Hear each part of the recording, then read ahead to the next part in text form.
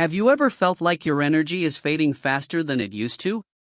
Like you're doing all the right things, you eat fairly well, you try to move your body, and you keep up with your appointments, but something still feels off? Maybe it's a bit harder to get out of bed in the morning. Or you're finding that little aches and pains don't just come and go anymore, they stick around. If that sounds familiar, you're not alone. The truth is, after 60, our bodies become more sensitive to the lifestyle choices we've made for decades, and even the ones we're making right now. What might surprise you is that some of the things we've always thought were harmless or even helpful can actually be quietly working against us. They don't show up as a loud warning or a sudden illness. Instead, they creep in, slowly wearing down our strength, our memory, and even our joy. But the good news? Once you recognize the signs, it's never too late to make a change. In this video, we're going to talk about 6 lifestyle habits that could be silently shortening your life after 60 and what you can do, starting today, to turn things around. This isn't about guilt or fear. It's about awareness, empowerment, and small, meaningful actions that can help you live not just longer, but better. So, let's start with the first one. Let me ask you, how often do you find yourself sitting for hours at a time? Maybe it's in your favorite chair watching TV, flipping through your phone, or reading a good book. Sitting feels harmless, right? Especially after years of hard work and staying busy, you've earned the right to relax. And you absolutely have. But here's the thing, prolonged sitting, what we call sedentary living, can be one of the most dangerous habits after 60. Why? Because our bodies were made to move. And when we stop moving, everything from our circulation to our metabolism slows down. Muscles weaken, joints stiffen, and even our digestion takes a hit. It's not just about gaining a few pounds, it's about what happens inside. Sitting too long can increase your risk for heart disease, diabetes, blood clots, and even dementia. But you don't need to run marathons or hit the gym 5 days a week to fix it. The goal isn't intensity, it's consistency. Set a timer every hour to remind yourself to stand up, stretch, or walk around for a few minutes. Walk while you talk on the phone. Do a few simple leg lifts or arm rolls while watching your favorite show. If it feels silly, let it. Your body doesn't care how it looks, it just wants to move. And with every little movement, you're adding strength, circulation, and vitality to your day. Now, let's talk about something that's a little sneakier. Something that can feel comforting in the moment, but may be quietly hurting you over time. It's poor sleep, especially when it becomes your new normal. Have you ever brushed off a bad night's sleep thinking, that's just how it is at my age? Maybe you wake up multiple times during the night, or have trouble falling asleep, or you wake up feeling groggy even after a full 8 hours in bed. Sound familiar? Sleep isn't just about rest, it's when your body repairs itself. Your brain clears out waste, your heart slows down to recover, and your immune system resets. When sleep is interrupted or shallow, your body can't do that vital cleanup. Over time, this can lead to memory problems, mood changes, blood pressure spikes, and even a weakened immune system. Now here's the kicker, it's not just about how long you sleep, it's about how well. That means creating a sleep environment that actually supports your rest. Keep your bedroom dark, quiet, and cool. Try cutting out screens an hour before bed. The blue light from phones and TVs can confuse your brain into thinking it's still daytime. And watch out for caffeine, even in the afternoon. It lingers in your system far longer than most people realize. If worries keep your mind buzzing at night, try writing them down before bed, just a quick list to get them out of your head and onto paper. A simple bedtime routine, maybe a cup of herbal tea, a few deep breaths, or a gentle stretch, can signal to your body that it's time to wind down. Think of it as tucking yourself in, the same way you once did for your children or grandchildren. You deserve that same level of care. And while we're on the topic of care, let's take a moment to talk about something many people overlook after 60, nutrition. Now, I know you've been eating for decades, you probably know your way around a kitchen and what you like. But the truth is, what worked for your body at 40 or 50 might not be what it needs now. As we age, our metabolism slows down, and our ability to absorb certain nutrients like B12, calcium, and vitamin D starts to decline. And if you're like many people, your appetite might have changed too. Maybe you eat fewer meals, or smaller portions. But here's the danger: when we eat less, we can unintentionally miss out on vital nutrients. That can lead to fatigue, weakened bones, muscle loss, and even a foggy brain. And unfortunately, some of the foods that are easy and convenient, like packaged snacks or ready-made meals, don't offer the nourishment your body really needs. This doesn't mean you need to overhaul your entire diet overnight. Think simple. Add 1 extra serving of vegetables to your plate. Choose whole grains when you can. Swap soda or sugary drinks for water with a slice of lemon. Include more protein, things like eggs, beans, yogurt, or fish, to keep your muscles strong. And don't forget healthy fats: avocados, olive oil, nuts. They help your brain stay sharp and your heart stay steady.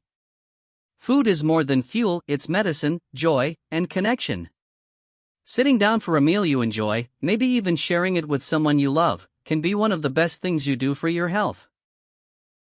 Now that we've talked about movement, sleep, and food, let's keep going. Because small changes really can lead to big transformations, especially when we pay attention to what our body is trying to tell us. What your body is trying to tell you often speaks in whispers, not shouts. A little more tired than usual. A few more aches. Maybe your mood feels just a bit off lately. That brings us to another subtle but powerful lifestyle sign: neglecting your social connections. Now, I know what you might be thinking. I'm not lonely, I'm just fine on my own. And that might be true. But being content with solitude is different from being disconnected. As we get older, it's easy for our social circle to shrink. Maybe friends move away, loved ones pass on, or it just feels harder to get out and about. Over time, what starts as a few quiet days can turn into weeks without meaningful interaction. And that can take a toll. Social isolation, yes, even if you're not consciously feeling lonely, has been shown to increase the risk of early death as much as smoking or obesity. Isn't that wild? It affects your heart, your brain, your immune system. Humans are wired for connection, and that doesn't stop after 60. In fact, it becomes even more important. But let's be honest, reaching out can feel awkward if you've fallen out of touch. Or maybe you're not sure where to start. Try something small. Call an old friend just to say hello. Join a local walking group or community class, something that gets you out of the house and around others. Even chatting with a neighbor or a friendly cashier can brighten your mood and remind your brain that you're still very much a part of the world around you. If mobility is an issue, or you're more comfortable at home, technology can be your ally. A simple video chat, an email, or even sending a voice message can go a long way. The goal isn't quantity, it's quality. Just one genuine, heartfelt conversation can boost your mood and your health. You deserve that connection, and so do the people lucky enough to know you. Let's shift gears now and talk about something that's often swept under the rug: stress. Now, you might say, I'm retired, I don't have stress anymore. But stress doesn't always come from work or schedules. Sometimes it shows up in quieter ways: worrying about your health, your finances, your family, or the world in general. And if you've been the type to always put on a brave face, you might not even realize how much tension your body's holding onto. Chronic stress is like a slow dripping faucet. You don't always notice it right away, but over time, it wears down your pipes. It raises inflammation in the body, messes with your digestion, messes with your sleep, and can even raise your blood pressure. And let's not forget how it can sap your joy and make you feel on edge, even when everything seems calm on the outside. So what do you do? Again, the solution doesn't have to be complicated. Start with your breath. Deep, slow breaths can calm your nervous system in just a few minutes. Sit comfortably, close your eyes, and take a breath in for 4 counts, hold it for 4, and then slowly breathe out for 4. Do that a few times, and feel the difference. If you enjoy writing, keep a small journal and just jot down your thoughts at the end of the day. Not for anyone else, just for you. Or maybe your thing is walking in nature, tending a garden, listening to calming music, or even praying or meditating. Whatever helps you let go of the mental clutter, make it a regular part of your day. Don't treat relaxation like a luxury. At this stage in life, it's as important as taking your medication or eating a good meal. And if there's something heavy weighing on you, grief, regret, unresolved conflict, consider talking to someone. A trusted friend, a support group, or a counselor. There's no shame in wanting to feel better. You've spent a lifetime caring for others. You deserve that same care in return. Now, before we move on, I want to pause and just say this: if you're listening to all this and feeling a bit overwhelmed, that's okay. Sometimes awareness brings up a lot of emotion. You might be realizing that some of these things have quietly crept into your life without you even noticing. That's not a failure. That's life. What matters most is what you do now. Today.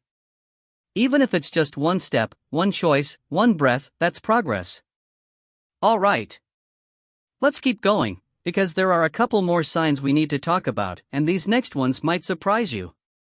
They're things most people never even consider, but they can have a major impact on your long-term health and how vibrant you feel each day, because how vibrant you feel each day isn't just about what you eat or how much you move, it also has a lot to do with what's happening in your mind.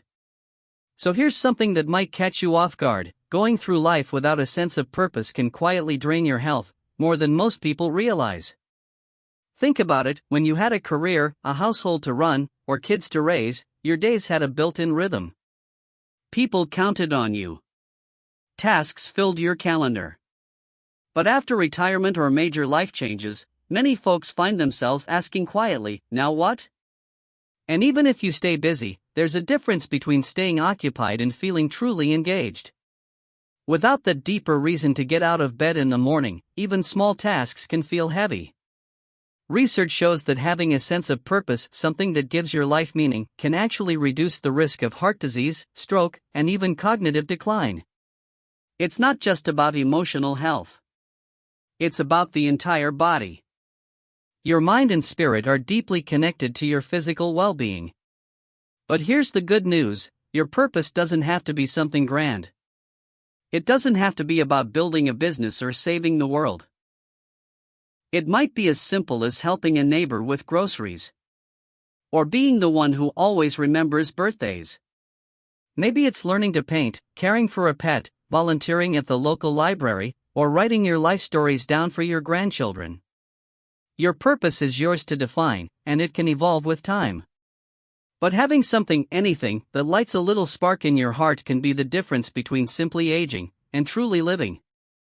And finally, let's talk about a sign that's often missed because it hides in plain sight: ignoring small health changes. You know the ones I'm talking about. That new little pain in your hip that's probably just from sleeping funny. Or the sudden forgetfulness you chalk up to a senior moment. Or maybe it's shortness of breath after a walk, or a change in appetite you can't quite explain. It's easy to brush these things off. After all, you've been through a lot in life, you're used to toughing it out. But here's the thing. Your body is incredibly wise. It whispers before it shouts. Those subtle signs are like early warning lights on your dashboard. And the sooner you listen, the easier they are to fix. A mild vitamin deficiency now can become bone loss later. A bit of dizziness today might be your heart saying, "Hey, check on me." Ignoring those signals doesn't make you strong, it just delays the chance to get ahead of something. So the fix? Pay attention. Keep a little notebook or use a notes app on your phone. When something feels off, jot it down even if it seems small. That way, when you talk to your doctor, you'll have a clear picture of what's been happening over time. Don't wait until something becomes urgent. Preventative care is your best friend after 60. And remember, your doctor works for you. If something doesn't feel right, don't be afraid to ask questions or get a second opinion. You're the expert on your body, you live in it every single day. Now, I know we've covered a lot, and it might feel like a lot to take in. But here's the beautiful truth: You don't need to change everything overnight. You don't need to be perfect. You just need to be curious, aware, and willing to take small steps in a better direction. Start by moving a little more. Give your body the restful sleep it craves. Choose foods that nourish you. Pick up the phone and call someone. Take a deep breath. Reflect on what gives you joy and meaning. And above all, trust that it's never too late to make changes that truly matter. You've come so far. You've gathered wisdom, strength, and stories that no one else has. This chapter of life is not the end of something, it's a beginning. A time to reimagine what it means to thrive. To make choices not from fear, but from love. For yourself, for your health, and for every moment still to come. And now, I'd love to hear from you. What small change are you inspired to make today? Let me know in the comments below, I read every one. If this video spoke to you, give it a like, and share it with someone you care about. Don't forget to subscribe to the channel for more simple, empowering tips to help you feel your best every single day. Because the truth is that life after 60 isn't about slowing down. It's about choosing what matters, shedding what doesn't, and embracing each new day with the wisdom only you have.